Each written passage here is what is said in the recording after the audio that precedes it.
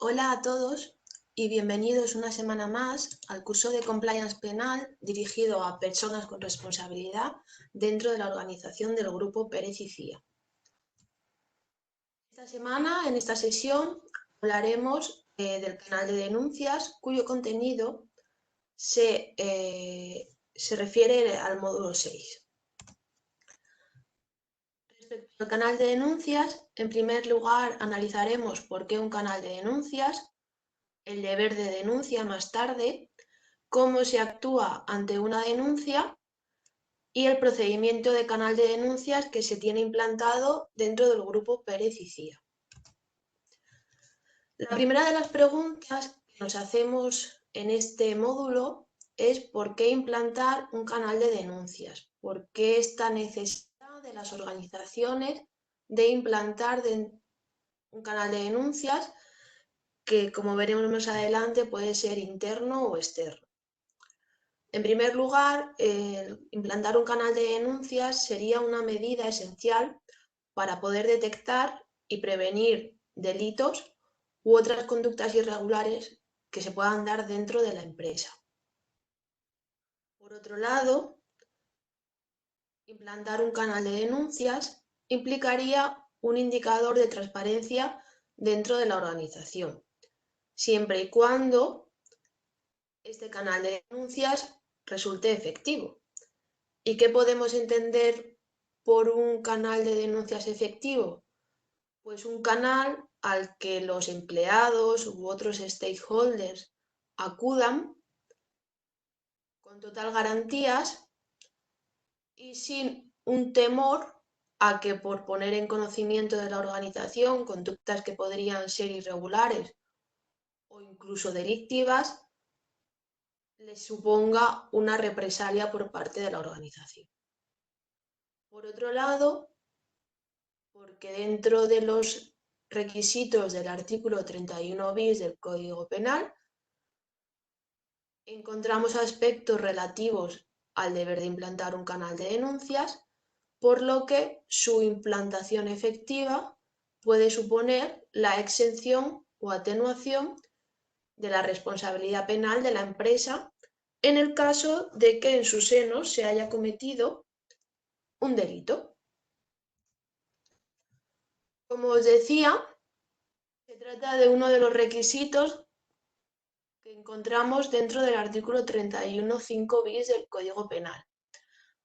Cuando el Código Penal habla de los programas de cumplimiento, compliance programs o modelos de organización y gestión, se establece en su apartado cuarto que uno de los requisitos que deben de cumplir estos modelos de organización y gestión es el de imponer la obligación de informar de posibles riesgos e incumplimientos al organismo encargado de vigilar el funcionamiento y observancia del modelo de prevención.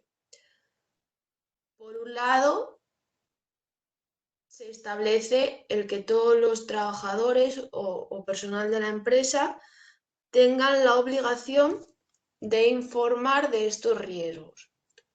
Al final, el canal de denuncias es la vía por la que permitimos o facilitamos a estas personas que pongan en conocimiento de la organización los posibles riesgos e incumplimientos que se podrían dar. Y además, sobre este canal de denuncias nos establece otro requisito, y es que toda esta información de posibles riesgos e incumplimientos se dirija a través del canal de denuncias al organismo encargado de vigilar el funcionamiento y observancia del modelo de prevención, que, como hemos hablado ya en otros módulos, pues será el órgano de cumplimiento, la función del cumplimiento, el compliance manager o el órgano de cumplimiento, dependiendo de la organización en la que nos encontremos y cómo se haya configurado esta figura.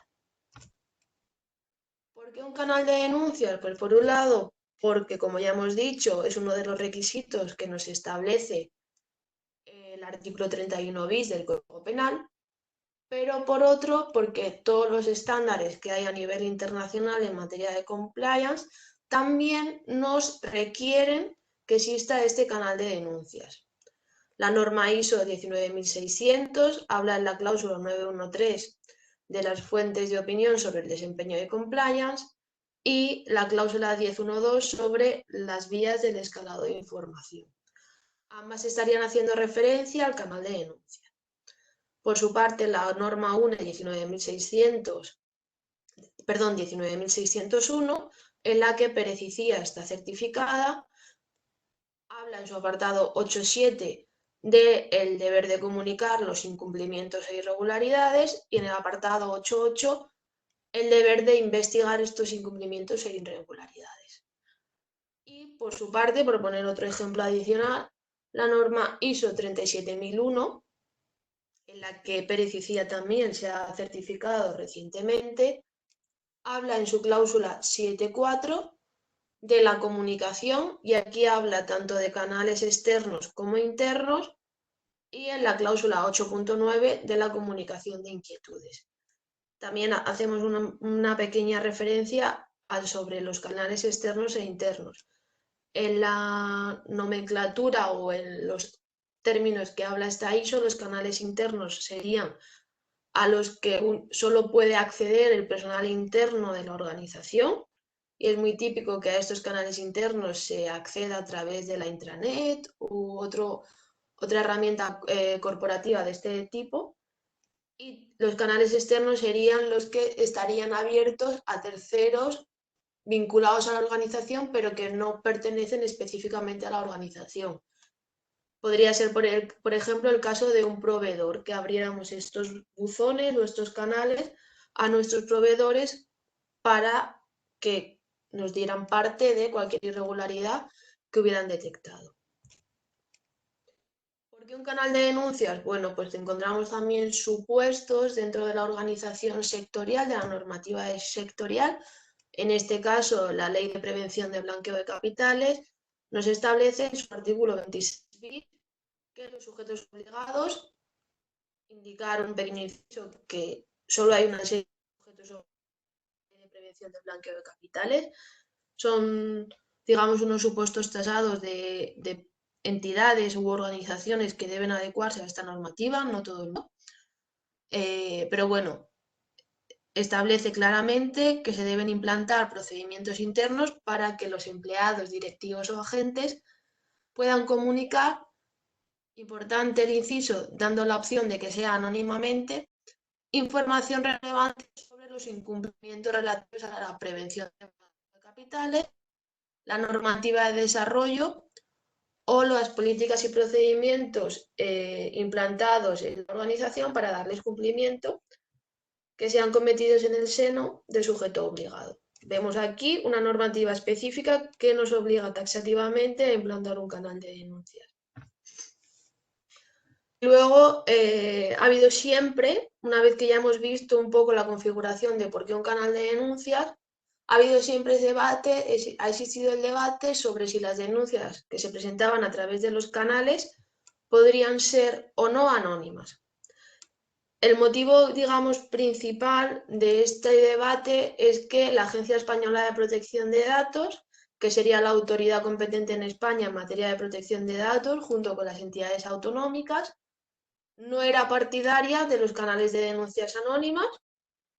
Así lo expresó en un informe indicando que a fin de garantizar el cumplimiento de uno de los derechos que hay en materia de protección de datos, el derecho de acceso, se debía exigir que los sistemas en los canales de denuncias únicamente aceptasen la inclusión de denuncias en que se identificase al denunciante.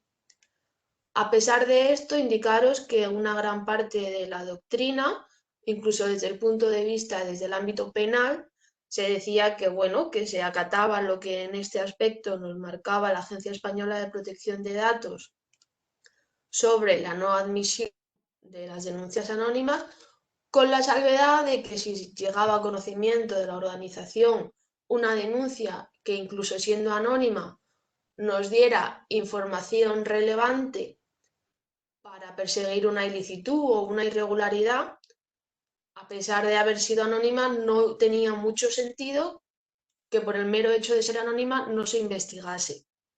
Entonces sí que se hacía esa salvedad por parte de la doctrina al respecto. Parece que esta opinión de la Agencia Española de Protección de Datos ya se ha superado, pues porque como ya hemos visto, la propia Ley de Prevención de Blanqueo de Capitales indicaba que estas denuncias podrían ser anónimas, y es que la propia y la más o menos reciente Ley Orgánica de Protección de Datos, la Ley Orgánica 3/2018, en su artículo 24, que regula específicamente estos canales de denuncias, establece la posibilidad específica de que las denuncias sean anónimas, con lo que toda esta doctrina que se había establecido a raíz del informe de la agencia queda en el olvido. Ahora vamos a analizar cómo se regulan los canales de denuncias. En primer lugar, como ya comentábamos, se regulan en nuestra normativa en el artículo 24 de la Ley de Protección de Datos, el cual considera lícito crear sistemas de información para comunicar, dando la opción de que esta comunicación sea anónima, la comisión de conductas ilícitas. Como requisito establece que los empleados y terceros que puedan usar este canal tienen que ser informados acerca de la existencia de estos sistemas de información. Importante porque ya no solo a la hora de que tú denuncies, sino porque también debes prever la posibilidad de que a ti, entre comillas, te denuncien. Y también restringiendo que el acceso a los datos contenidos en estos sistemas de información queda limitado únicamente a quienes desarrollen las funciones de control interno y cumplimiento. ¿Esto qué quiere decir? Que el hecho de que tú comuniques internamente a tu organización una conducta que consideras irregular no implica que se vaya al denunciante a publicar esta información en abierta, sino que solo pueden acceder a esta información del canal de denuncias las personas que desarrollan las funciones de control interno y de cumplimiento. El órgano de cumplimiento, la función de cumplimiento, el compliance manager, dependiendo de la organización. Establece una salvedad de que puedan acceder otras personas cuando sea necesario para la adopción de medidas disciplinarias o para la tramitación de procedimientos judiciales. Imaginaos que después de la investigación se considera que la persona a la que se denunció había cometido una irregularidad. Imaginaos que denuncian a una persona de la organización porque de forma sostenida ha ido imputando gastos que no eran como tal a la organización. Se realiza una investigación, se considera así, y a nivel de aplicando la normativa laboral o el convenio colectivo aplicable se le puede sancionar por una suspensión, me invento, de un mes sin empleo y sueldo. En ese caso, como hay que tomar medidas disciplinarias, se daría parte al responsable de recursos humanos. En el caso de que consideramos, imaginaos que a través del canal de denuncias nos llega información sobre que uno de nuestros proveedores que necesitaba una licencia específica para realizar su actividad, ha perdido esa licencia y nos llega una denuncia a través del canal de denuncias. A lo mejor nos planteamos que hay que denunciar ese hecho a nivel judicial, pues sería uno de los supuestos en el que en este caso se le diera parte, por ejemplo, a la parte legal, todo este tipo de aspectos. Además, muy importante, se puede notificar a la autoridad competente los hechos constitutivos de ilícito penal o administrativo. Imaginaos que a través del canal de denuncia nos llega una denuncia y que significa que aunque dentro de la organización nosotros habíamos puesto una serie de controles y medidas para evitar que se cometiera ese delito, entre ellos, pues fijaos que tenemos un canal de denuncias que funciona efectivamente y hemos tenido conocimiento de una ilicitud. Terminado el procedimiento, se considera que esta persona podría estar cometiendo un delito, pues podemos ir a fiscalía o interponer una querella o una denuncia al respecto. Y muy importante, que también nos lo dice el artículo 24 de la Ley de Protección de Datos, es que se debe preservar la identidad y garantizar la confidencialidad de los datos de las personas a las que afecte la denuncia, tanto del denunciado, pero también como el denunciante en el caso de que se hubiera identificado. O en muchas ocasiones, aunque el denunciante sea anónimo, vamos a intuir o prácticamente saber a quién se refiere concretamente. Y ahora os traigo una novedad legislativa, y es que el año pasado, a nivel europeo, se aprobó la directiva del whistleblowing relativa a la protección de las personas que informen sobre infracciones del derecho de la Unión.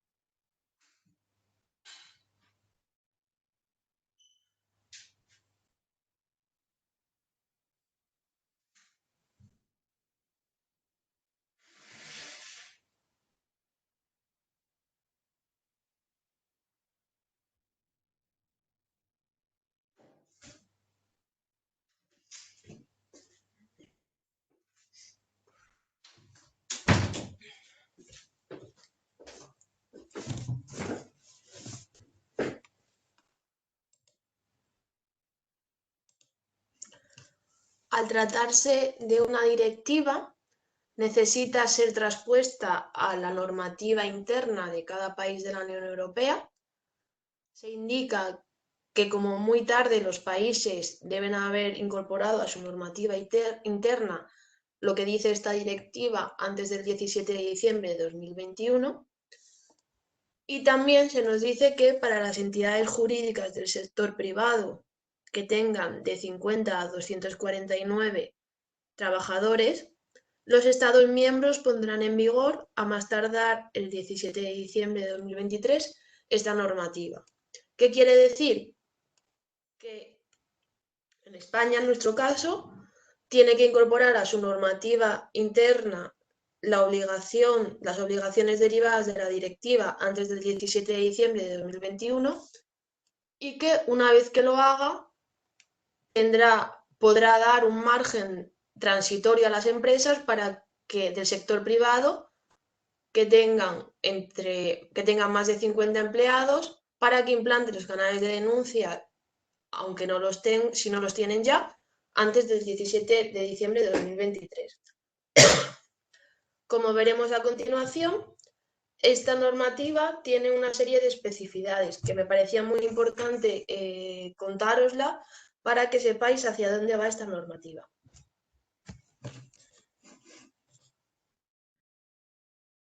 En primer lugar, la directiva pone encima de la mesa una serie de conceptos.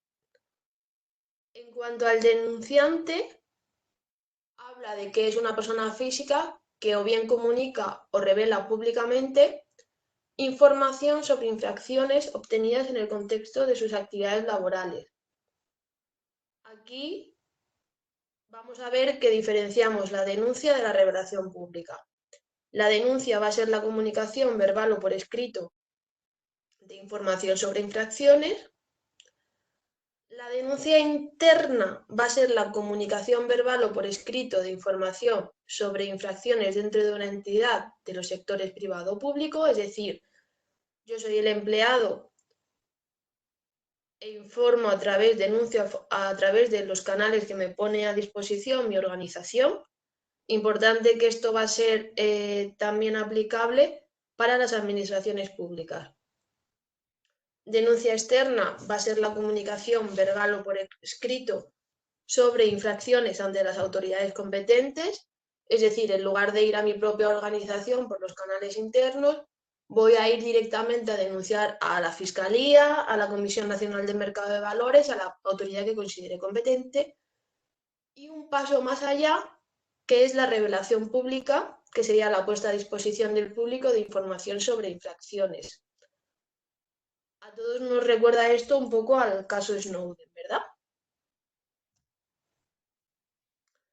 Voy a centrarme en cómo regula la directiva las denuncias internas, que es un poco a lo que nos estamos enfrentando nosotros ahora. Establece una serie de requisitos para proteger al denunciante. ¿Qué se debe dar para que la persona que comunica una infracción sea protegido? Por un lado, que tenga motivos razonables para pensar que la información sobre infracciones denunciadas es veraz en el momento de la denuncia y que la citada información entra dentro del ámbito de aplicación de la directiva. Y por otro lado, el que haya denunciado tanto por canales internos como externos o haber hecho una revelación pública. ¿Cuál es el objetivo de esta directiva y por qué protegemos a los denunciantes? Porque queremos promover la comunicación a través de canales de denuncia interna antes que la comunicación a través de canales de denuncia externa. Y la implantación de estos canales de denuncia será obligatorio para las empresas de más de 50 trabajadores.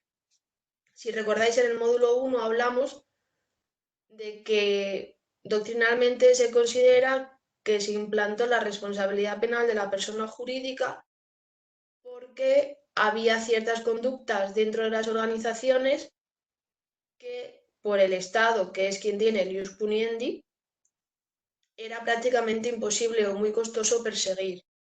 Por eso se trasladaba esta obligación de autorregulación a las organizaciones. Esto es un paso en este sentido. También, pues claro, ¿no? Porque lo que queremos es que antes de que una persona nos lleve un caso a fiscalía o a un juzgado, que se haya investigado y denunciado internamente. El procedimiento de los canales de denuncia interna. En primer lugar, nos dicen que estos canales deben estar diseñados, establecidos y gestionados de forma segura, que se debe garantizar la confidencialidad respecto a la identidad del denunciante y de cualquier otro tercero que se mencione en la denuncia. Y además se debe impedir el acceso a ello al personal no autorizado. Si recordáis lo que acabamos de ver del artículo 24 de la LOPD, parece muy similar, ¿no?, a lo que ya tenemos. Además, se establece que se le debe dar un acuse de recibo al denunciante en un plazo de 7 días a partir de la recepción. Esto es novedad, ¿no? Que nos den un acuse de recibo como que la denuncia se ha recibido. Además, se debe designar a una persona o departamento que sea imparcial, que sea internamente competente para seguir las denuncias y que debe mantener la comunicación con el denunciante y en el caso de que fuera necesario debe solicitar a éste la información adicional y le dará la respuesta oportuna.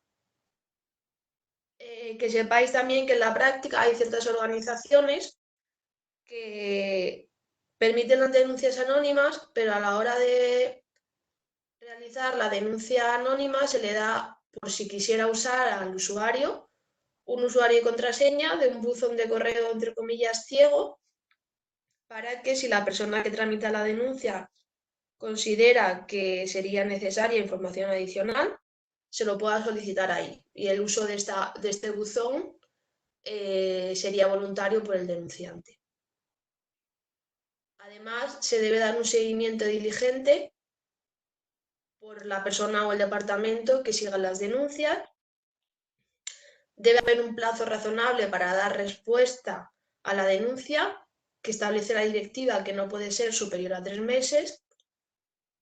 Y también se debe dar información clara y fácilmente accesible sobre los procedimientos de denuncia externa ante las autoridades competentes. Es decir, que en nuestro propio canal de denuncias interno también además debemos dar información en el caso de que la persona denunciante quiera acudir a canales externos. Además, se establece que los canales de denuncias deben permitir tanto denunciar por escrito como verbalmente o de ambos modos. Cuando la denuncia vaya a ser verbal, tiene que ser posible por vía telefónica u otros sistemas de mensajería de voz. Y si así lo solicita el denunciante, debería ser posible por medio de una renuncia presencial dentro de un plazo razonable. Respecto a la confidencialidad, la directiva nos dice que no debe revelarse la identidad del denunciante sin un consentimiento expreso de éste a ninguna persona que no sea un miembro autorizado del personal competente para recibir o seguir denuncias. Tampoco se debe relevar cualquier otra información que nos permita deducir quién es el denunciante. Por tanto, es todo este tema de la confidencialidad del denunciante para protegerlo. Además, dentro de esta protección al denunciante, se deben adoptar medidas que prohíban las represalias contra los denunciantes, que incluya las amenazas de represalias y las tentativas de represalias. Específicamente se establece que se le debe proteger de represalias que podrían ser suspensión, despido, destitución o medidas equivalentes, la degradación o denegación de ascensos, el cambio de puesto de trabajo o cambio de ubicación del lugar de trabajo, una reducción salarial o un cambio de horario de trabajo, que se le deniegue formación, que se le hagan evaluaciones o referencias negativas con respecto a sus resultados laborales, la imposición de cualquier medida disciplinaria, amonestación u otra sanción, incluidas sanciones pecuniarias, que se le proteja de coacciones, intimidaciones, acoso u ostracismo, de la discriminación o un trato desfavorable o injusto. En el caso de que sea una persona con un contrato de trabajo temporal, que no tengamos como represalia el no convertirle en indefinido. En el caso de que existieran expectativas reales de que podría ofrecérsele este puesto de trabajo indefinido. La no renovación o terminación anticipada de un contrato de trabajo temporal. La protección frente a daños, incluidos a su reputación, en especial en los medios sociales o pérdidas económicas, incluida la pérdida de negocios y de ingresos. La inclusión en listas negras sobre la base de un acuerdo sectorial, informal o formal, que pueda implicar que en el futuro esta persona no vaya a encontrar empleo en dicho sector. En el caso de que sea un proveedor, pues la terminación anticipada o anulación de contratos de bienes o servicios, la anulación de una licencia o permiso o incluso protegerle frente a referencias médicas o psiquiátricas. Además de protegerle a sobre represalias, también se establecen una serie de medidas de apoyo de protección a los denunciantes.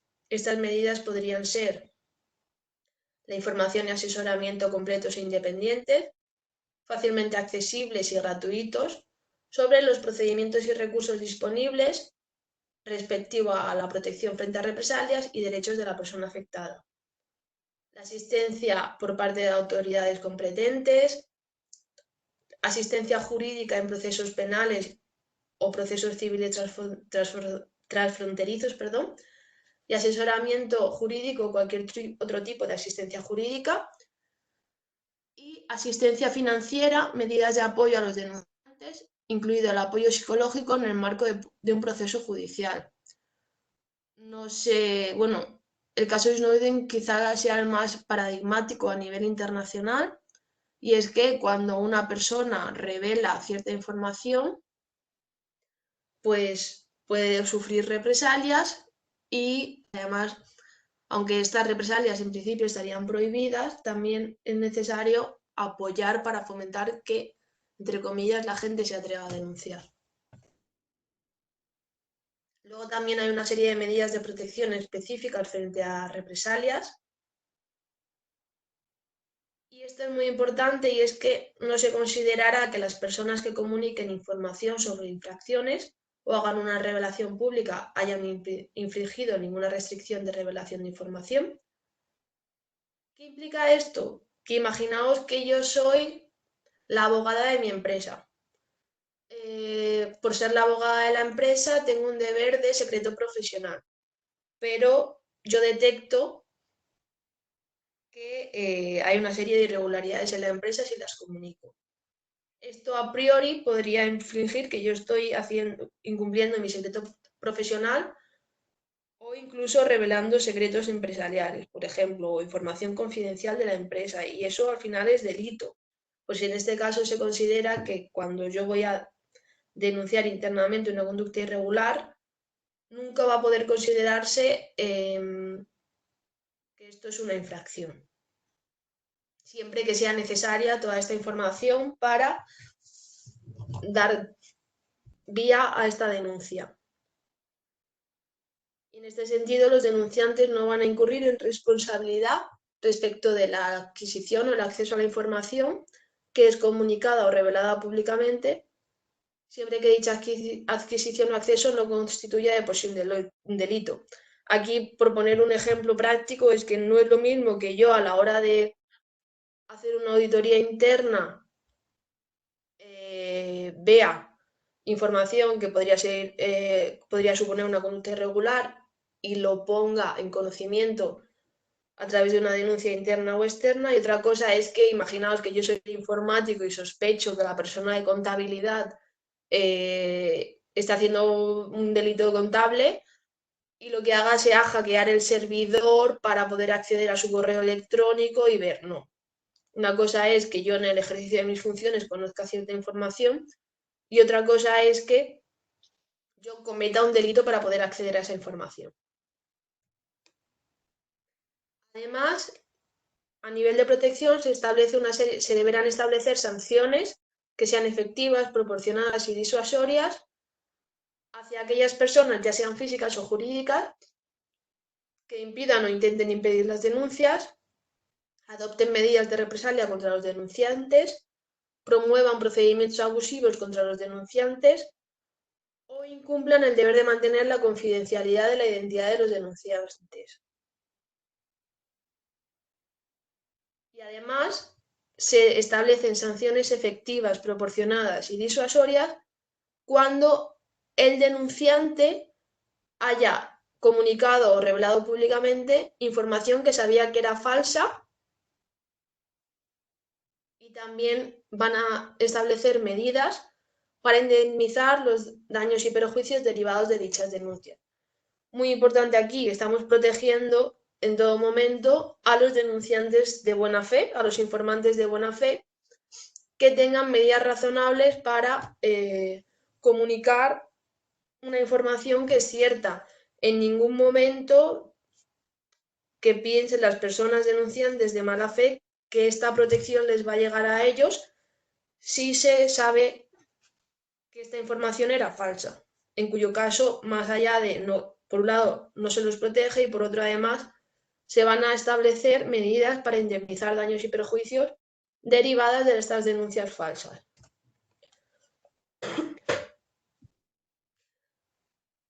Y por otro lado también, como sabéis, el Código Penal, volviendo ya a la normativa actual, el Código Penal impone la obligación de informar de posibles riesgos al organismo encargado de vigilar el funcionamiento y observancia del modelo de prevención.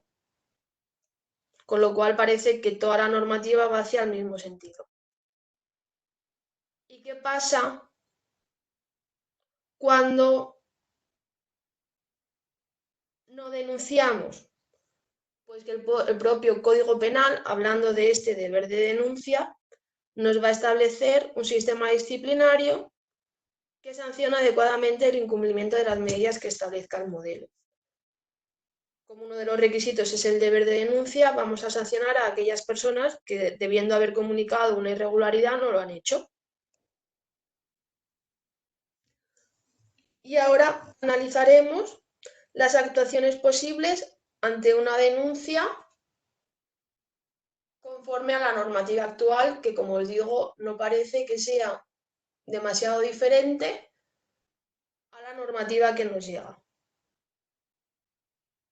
La información relativa a la denuncia que llega al órgano se debe limitar su acceso a aquellas personas que tengan atribuida el deber de investigar la denuncia. Se debe garantizar, por otro lado, la confidencialidad de los datos personales contenidos en la denuncia, haciendo especial referencia a la figura del denunciante, por todo lo que acabamos de contar, porque es sujeto de ser un objeto de represalias. Y se deben valorar las acciones a acometer derivadas de la acción resultante.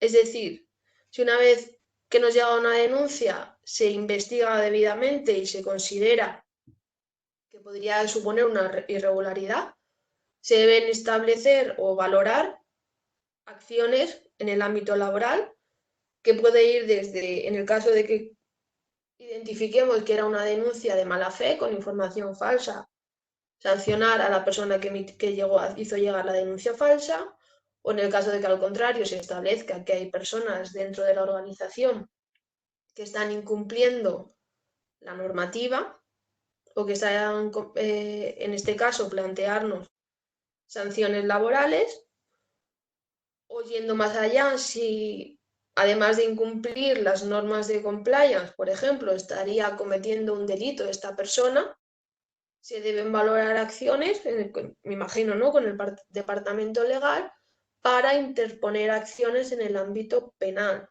que puede ser desde una denuncia, una querella o lo que se considere oportuno. Y una vez que hemos visto la normativa actual, la normativa que nos va a llegar, el deber de denuncia que se establece en el artículo 31 bis del Código Penal y cómo se debería actuar en el caso de recibir una denuncia, vamos a ver específicamente qué indica al respecto el procedimiento de canal de denuncias de Pérez y Cía.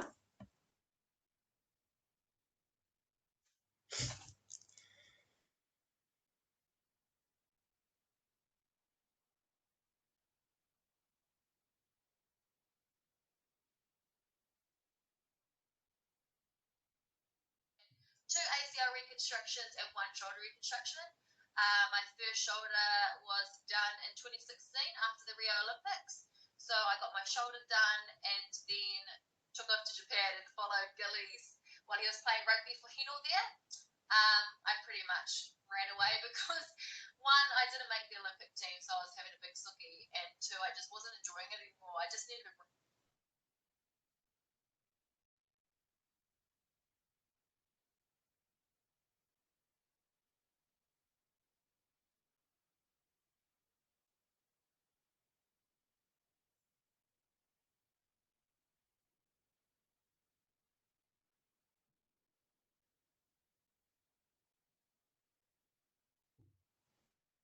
¿Qué marcha me llevas?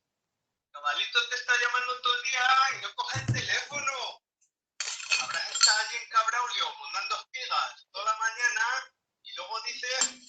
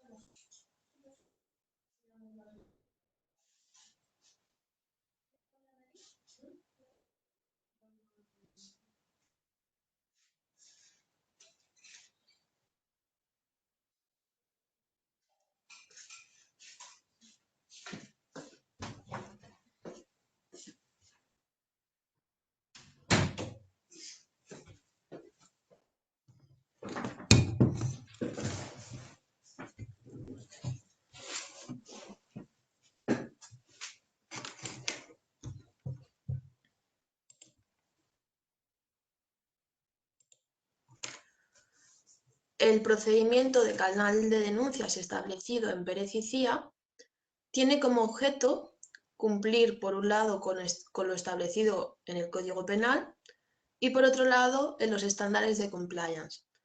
Como recordábamos al principio del módulo, los canales de denuncias es un requisito tanto del Código Penal, en el artículo 31 bis, como de los estándares de compliance, en concreto de las ISOs en las que Pérez y Cía está certificado, que son la ISO 19601 y la ISO 37001. Además, tiene como objeto ser una medida preventiva en materia de compliance, concretamente el poner a disposición de los empleados un canal que les permita realizar las denuncias internas que consideren y establecer un cauce que permita poner en conocimiento de Pérez y Cía cualquier actuación que suponga un riesgo de comisión tanto de conductas contrarias a los principios de Pérez y Cía como conductas contrarias a la legalidad vigente, a la normativa vigente aplicable en cada caso. ¿Qué aspectos van a ser susceptibles dentro del canal de denuncias? Pues cualquier conducta relacionada con el acoso, con conductas hostiles u ofensivas, también actuaciones relacionadas con proveedores y compras, actuaciones vinculadas con la corrupción pública y privada, delitos de apropiación indebida o desvío de recursos, blanqueo de capitales, irregularidades contables, posibles conflictos de intereses, compromisos con terceros que pudieran ser irregularidades, la falsificación de documentación, contratos, informes o registros, aspectos vinculados a la seguridad de la información y también en materia de protección de datos, que va muy vinculado, conductas o irregularidades impropias y contrarias a los valores de Pérez y Cía, u otras conductas que sean contrarias a la normativa aplicable, al reglamento interno y al código de conducta de Pérez y Cía, así como a otros procedimientos internos de Pérez y Cía. Todos estos aspectos se podrían comunicar a través del canal de denuncias. Y luego tenemos otra serie de aspectos que se deben comunicar al Departamento de Recursos Humanos. ¿Cuáles serían los aspectos que denunciaríamos en lugar de por el canal de denuncias al Departamento de Recursos Humanos? Pues la vulneración de los derechos de los empleados, posibles incumplimientos de los convenios colectivos aplicables, cualquier aspecto vinculado a recursos humanos lo tenemos que comunicar a través del correo electrónico rrhh@sc.perecicia.com, en lugar de por el canal de denuncias como antes habríamos comunicado.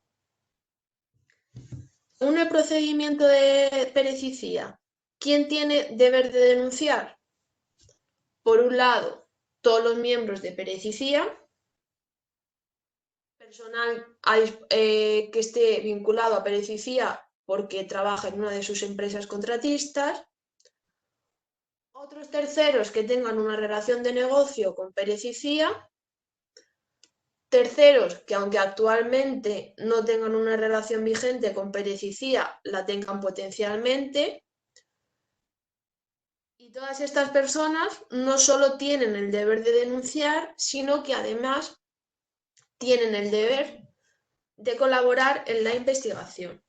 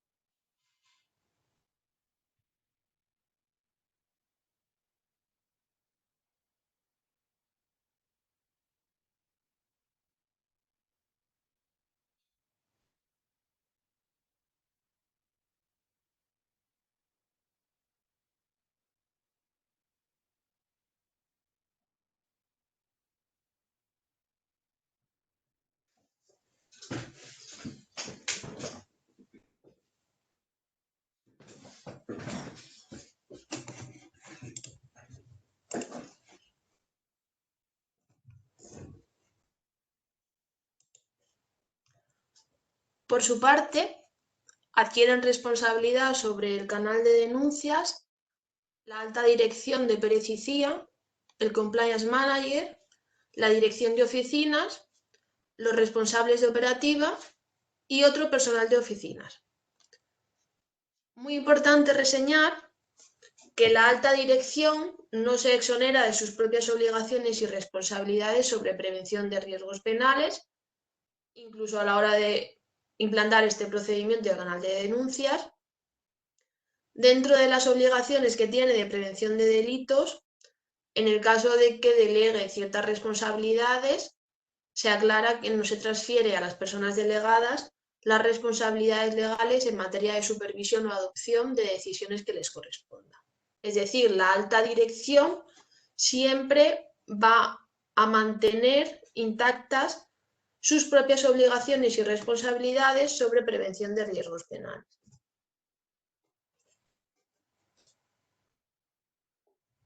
Además, dentro del procedimiento del canal de denuncia de Pérez y Cía, se diferencia entre lo que sería una incidencia y una irregularidad.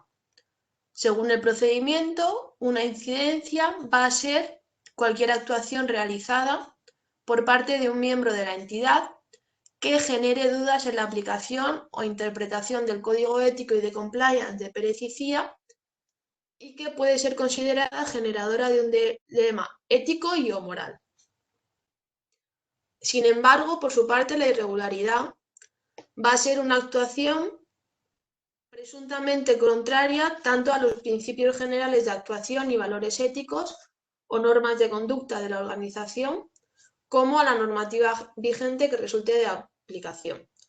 Siempre se van a considerar irregularidades las actuaciones vinculadas con la corrupción, la apropiación indebida, la manipulación contable o aquellas que puedan ser o suponer un riesgo en la reputación e imagen de la organización. Dentro del procedimiento del canal de denuncias de Pérez y Cía se establecen una serie de principios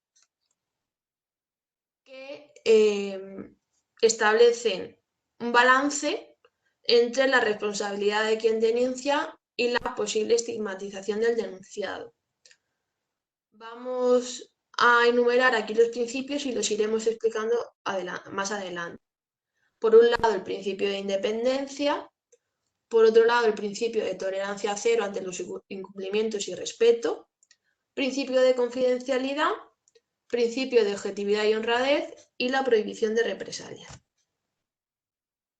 Respecto del principio de independencia, establece que todos los procedimientos que se inicien a través de una denuncia que ha llegado a través del canal de denuncia, se va a proceder con la máxima objetividad e independencia. Además, se van a evitar todos los conflictos de interés que pudieran establecerse. Respecto del principio de tolerancia cero ante los incumplimientos y respeto, supone una manifestación del máximo rechazo de Pérez y Cía a todas las conductas contrarias a sus principios y a la legalidad vigente, por lo que a través de este principio se impone la obligación de comunicar cualquier incumplimiento del que tengan conocimiento a todos los miembros de la organización. Por otro lado, el principio de confidencialidad, que establece una garantía de máxima confidencialidad en las denuncias recibidas y en los datos contenidos en ellas.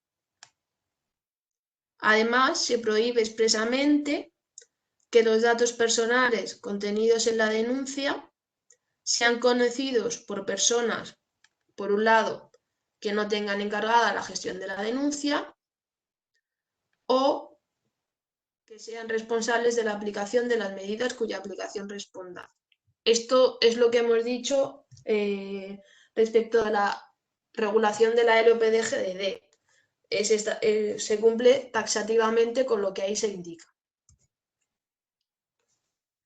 Por otro lado, el principio de objetividad y honradez establece que las actuaciones dentro de un procedimiento vinculado al canal de denuncias se presidan siempre por los principios de absoluta objetividad y máxima honradez. Junto a los principios que hemos visto anteriormente de independencia y confidencialidad, parece que lo que se quiere transmitir es que el procedimiento del canal de denuncias es un canal seguro para poder comunicar las irregularidades.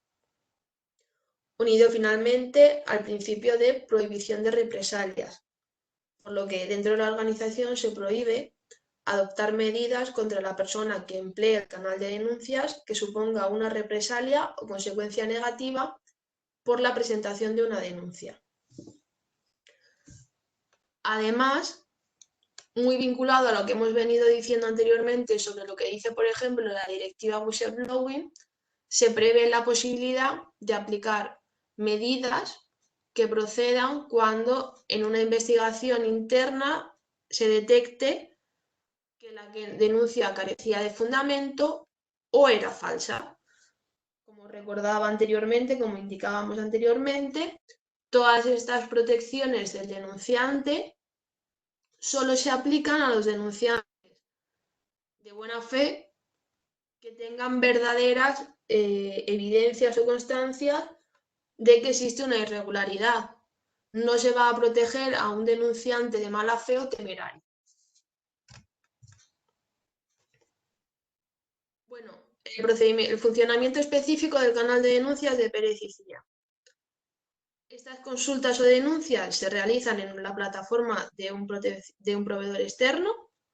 Tenéis aquí el enlace, me imagino que ya lo conocéis porque toda esta normativa, hasta donde yo sé, se publican en vuestra intranet.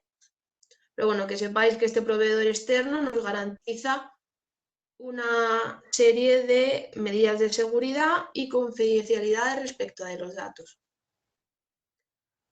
Además, el procedimiento nos dice que todas las denuncias que se tramiten en Pérez y Cía deben tener un contenido mínimo, que es localizar la oficina de Pérez y Cía donde se produce la irregularidad, que se describa la irregularidad y el momento en el que se produce, indicar si esta irregularidad es puntual o recurrente, identificar a la persona o personas responsables, indicar también detalladamente cómo hemos conocido esta irregularidad, adjuntar las pruebas e indicios que podamos haber tenido de esta irregularidad, si hay alguna serie de aspectos o comentarios relevantes que se puedan aportar, también se indicarán en la denuncia. Y en el caso de que la denuncia no se presente de forma anónima, nos identificaremos como denunciantes.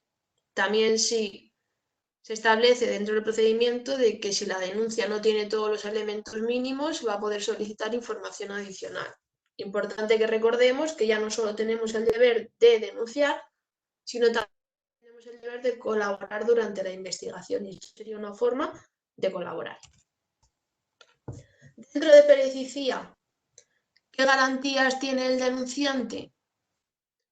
Pues por un lado, el canal de denuncias cuenta con las garantías necesarias para mantener la seguridad de las comunicaciones con la Dirección de Compliance y la preceptiva confidencialidad. Importante, lo que nos dicen aquí es que si yo como personal de Pérez y Cía denuncio, toda la información que se conozca a raíz de esto se va a mantener en estricta confidencialidad.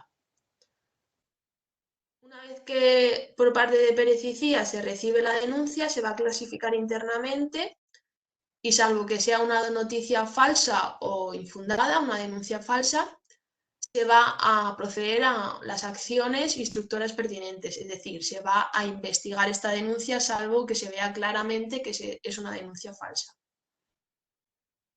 En este caso, el canal de denuncia se va a gestionar por la Dirección de Compliance, con la asistencia de la Dirección de Recursos Humanos y además va a colaborar una persona externa que nos va a permitir atribuir más objetividad a la resolución de denuncias. Es decir, tenemos un colaborador externo desde fuera de la organización que nos va a ayudar a gestionarlo, dándole, por tanto, más objetividad a la resolución de denuncias.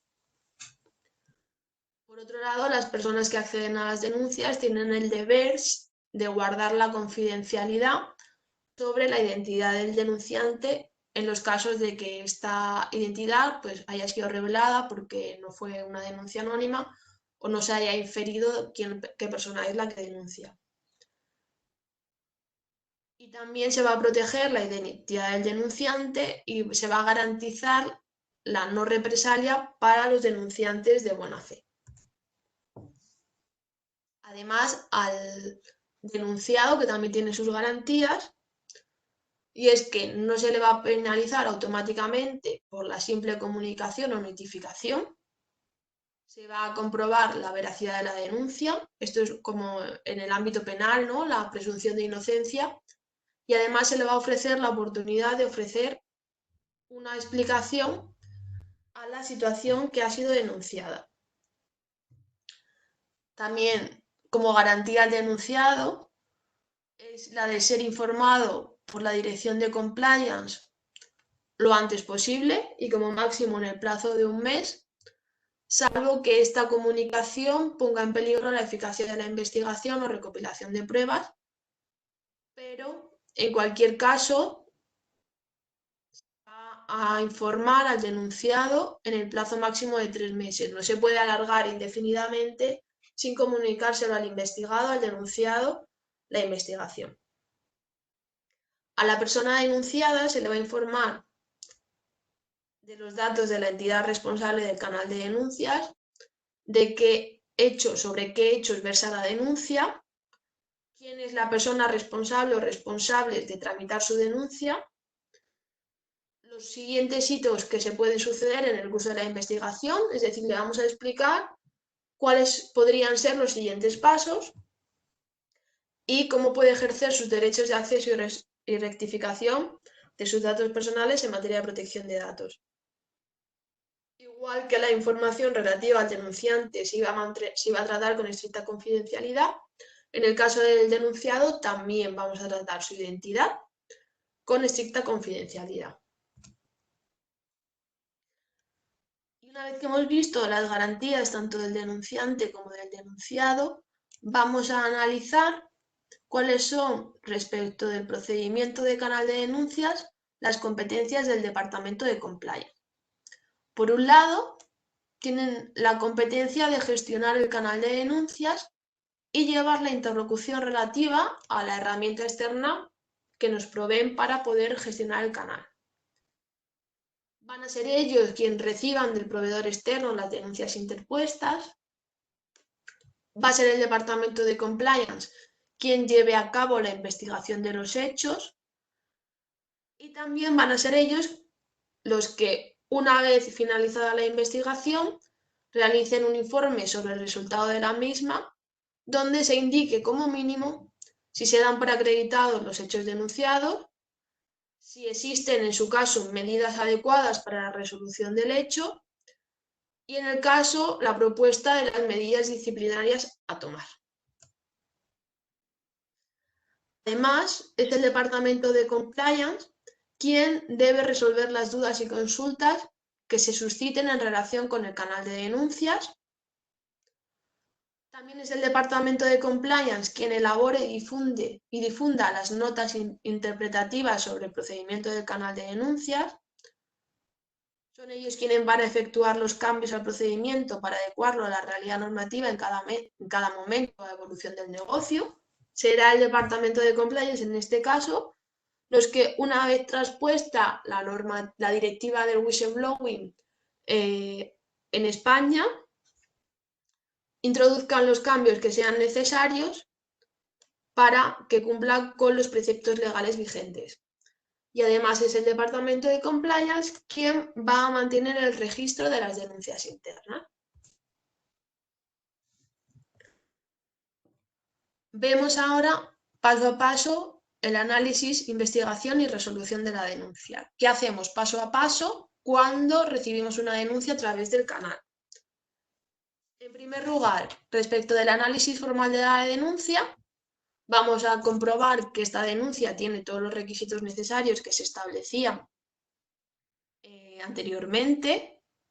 Si no tiene esta información básica, vamos a solicitar al denunciante que lo cumplimente, nos dé la información adicional. Si en el plazo de un mes no hay respuesta por parte del denunciante, pues va a considerarse que ha desistido de la denuncia.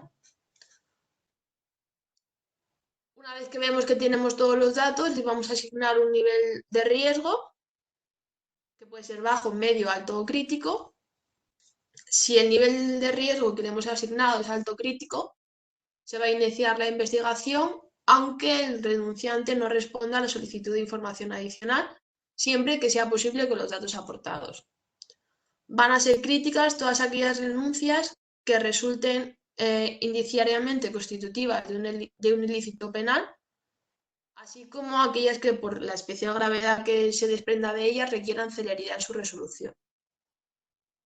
En el caso de que el asunto esté pendiente de resolución judicial o de un expediente administrativo, se puede suspender la tramitación de la denuncia, aunque se pueden investigar problemas generales planteados en la misma y se puedan emitir recomendaciones genéricas pertinentes.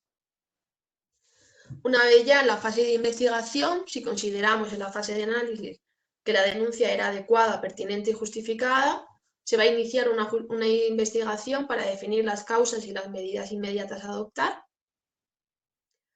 Se va a poder abrir un periodo de pruebas e indagaciones, que pueden ser reuniones con el denunciado o con terceros, revisión de documentación, consulta de registros. Será el compliance manager el responsable de la dirección e impulso de las investigaciones y quien pueda recabar documentación de cualquier área para sustentar la investigación. Recordamos que el personal de Perecía tiene un deber de colaboración en la investigación de denuncias. Y en el caso de que la denuncia afecte al compliance manager o pueda tener un conflicto de interés, la investigación en lugar del compliance manager se va a responsabilizar de la misma la Dirección de Recursos Humanos. Y una vez que ya hemos investigado la denuncia, la resolveremos, y es que con la investigación el instructor de la misma va a emitir un informe donde contemple una exposición documentada y objetiva de los hechos y una exposición subjetiva y valoración de la situación. Se va a exponer una propuesta de resolución de la denuncia y propuestas de acciones asociadas a desarrollar. El responsable de gestionar la denuncia va a informar al denunciado en el plazo de un mes, salvo las excepciones que hemos visto anteriormente. En el caso de que haya afectados o víctimas, se va a informar a estos de los resultados de la investigación y de las medidas adoptadas. En el caso de que se considere una denuncia falsa o maliciosa, se van a considerar un incumplimiento grave en materia laboral e incluso se va a poder considerar un delito de calumnias. El comité de compliance va a tener la obligación de asegurarse de que los resultados se lleven a términos y va a tener que archivar como evidencia documental el expediente completo de la denuncia, siempre con carácter confidencial. La fase 4 sería la de remisión del informe para la ejecución de las medidas propuestas. Si en la investigación vemos que es verdad, son verdad todos los hechos denunciados, si consideramos que se debe aplicar medidas, ya sean sancionadoras o de otra naturaleza, se debe remitir el informe a la figura de Perecía que deba aplicar estas medidas si son apropiadas para que las aplique. Puede ser pues, Dirección General, Dirección de Recursos Humanos u otra persona que le corresponda según el caso concreto. ¿Y qué pasa si hay un incumplimiento? Pues si vemos que hay indicios suficientes o si se ha demostrado el incumplimiento del procedimiento de Perecía, se pueden realizar las siguientes acciones, siempre respetando lo establecido en el Estatuto de los Trabajadores y el convenio colectivo que sea aplicable. Se podrá solicitar al empleado profesional el cese definitivo de la actividad a través de la cual se haya producido el incumplimiento. Se podrá acceder, bloquear el acceso, interrumpir la conexión y recuperar los dispositivos, equipos y demás medios tecnológicos de la red corporativa que se hubieran utilizado por los empleados o profesionales para el desarrollo de su actividad laboral o para la prestación de sus servicios profesionales. que además Pérez y Cía podrá realizar revisiones sin previo aviso de los mensajes de correo electrónico de los usuarios de la red corporativa y los archivos log del servidor para comprobar el cumplimiento de la legislación y los procedimientos internos, así como prevenir que dichas actividades puedan afectar a Pérez y Cía como responsable civil subsidiario. Podrá resolver el contrato de prestación de servicios suscrito con el profesional, adoptar medidas disciplinarias o iniciar aquellas acciones legales que se consideren oportunas derivadas del incumplimiento. En cuanto a estas consecuencias del incumplimiento, además se va a tener en cuenta lo dispuesto en el Código Ético y de Conducta de Pérez y Cía, teniendo en cuenta que el conocimiento, observancia y respeto de este procedimiento es vinculante a todos los empleados profesionales de Pérez y Cía cuando de forma directa o indirecta intervengan en el desarrollo de la actividad de Pérez y Cía. En materia de protección de datos, todos los derechos vinculados al canal de denuncia se pueden remitir por los interesados ante el DPD, dirigiéndose por escrito al mismo, acompañando copia del DNI al DPD, a Rafael Ortizán, en la calle Fortuny 9 de Madrid.